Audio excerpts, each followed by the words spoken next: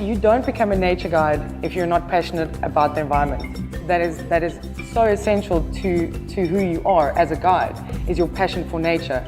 And if you don't think about the impact that you're having, I think there's a big flaw in your thinking. You have to rehabilitate these areas. Det är en fantastisk värld, men världen står ju också inför en del utmaningar. Att lära sig om miljö, att lära sig mänskliga rättigheter, hållbarhet, bevarande. Det finns så mycket som man faktiskt behöver en medvetenhet om idag för att bli en samhällsmedborgare och en världsmedborgare som är både ansvarsfull och som har kunskap. Det vill vi bidra till. Vad vi har fått göra här är bland annat att hjälpa till ute i buschen, hugga ner allt från träd till buskar för att kunna lämna platser för att kunna mata djur eller för att andra växter ska kunna växa där.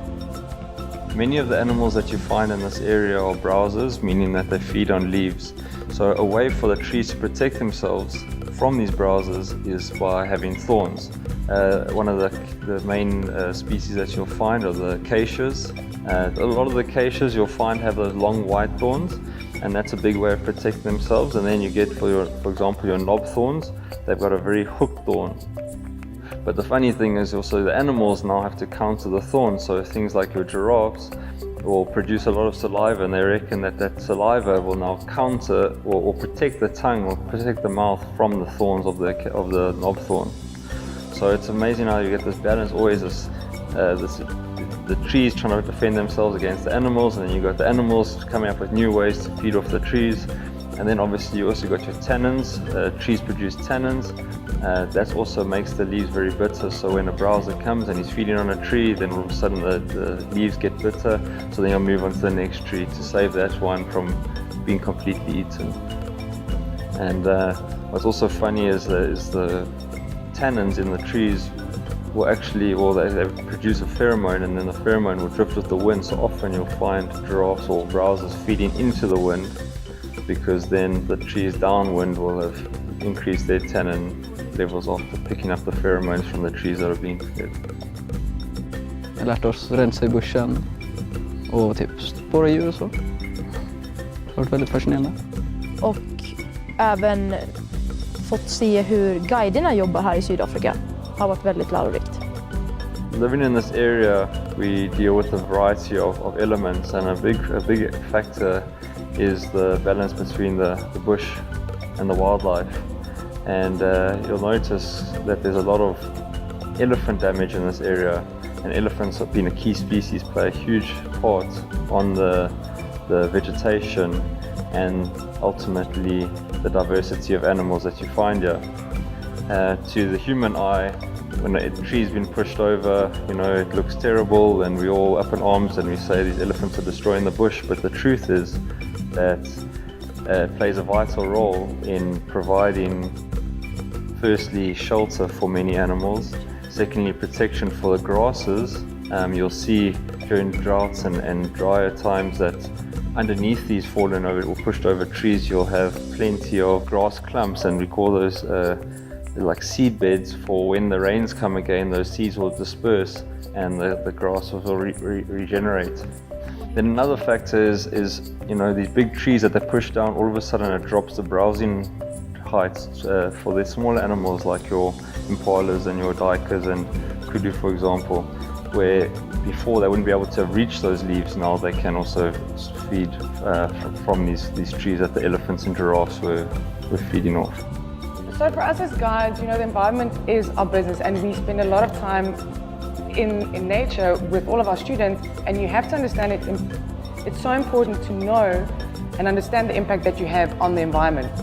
We cannot, especially if we're taking out the horses, whether it's guided trails on horseback or by foot or by bicycle, it doesn't matter what form you use, you are creating an impact on this environment. And it's so important for us to know what that impact is and to go and try and rehabilitate it. For us, if we overuse a trail, there will always be a negative impact, creating either a little bit of erosion, which will, at the end of the day, it just worsens if that place is not rehabilitated. So it's important to understand the environment. Trails that we use that are on inclines or declines, we have to understand that if you are going to continuously use that same area, every time the wind blows or there's rain, any kind of water flow, that will keep on eroding away in that area. Det växer gräs på olika ställen här. Man vet att det är torrt på vissa ställen och grönt på andra. Och då tittar man på marken hur det ser ut med att sanden rör sig på olika sätt med en vattendragning när det regnar ordentligt. För här verkar det som att det regnar, det regnar inte alls och sen regnar det väldigt, väldigt mycket i vissa perioder. Så att då man vill utnyttja regnet så att det kommer till hela naturen.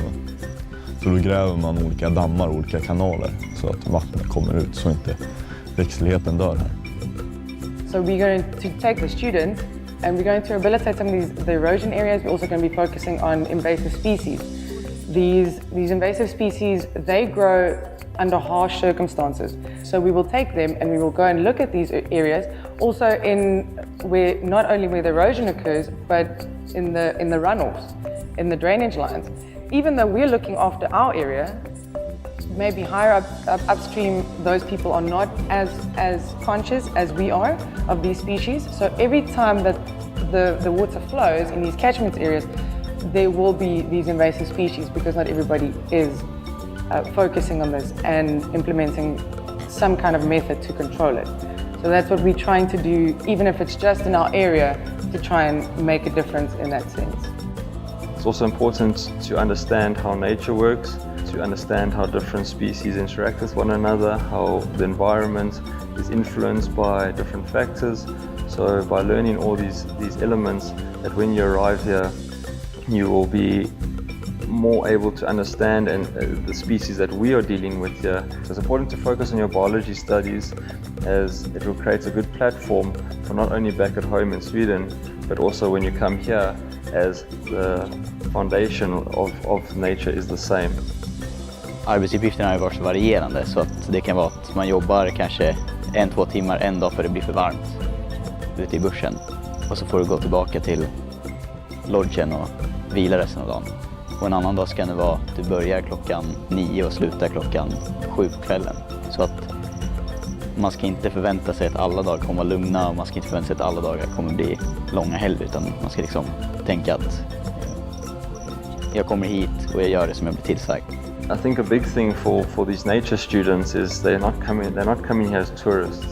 When they arrive here from day one, they're going to be tour guides. They're going to learn to be the tour guides. They're going to learn to lead. They're going to learn to take control of the guests rather than be the guests. And I think that's a fundamental side of it.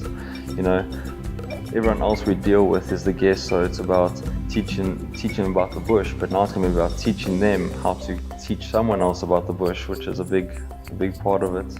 And I think there'll be a lot more hands-on with the guiding side of it and the dealing with the customers or the client side of it. Vad jag har fått lärt mig under den här tiden i Sydafrika är bland annat hur man ska bemöta olika människor eller olika kunder på bästa sätt. Så att de får ut det bästa av sin vistelse. Och vad mitt intryck gör på dem. Om jag verkar glad och utåtstående, då får jag mycket bättre bemötande av dem än vad jag är om jag är inåt eller knappt pratar med dem. Så det är väldigt mycket det här sociala perspektivet som man får se här ute som jag nog verkligen kommer ta med mig. Att man alltid ger ett stort leende. Det är inte så lika bra i Sverige, tror jag. Lite mer kallare klimat. Här upplevs det mer varmare, att de vill ge den bästa upplevelsen som man kan få här nere.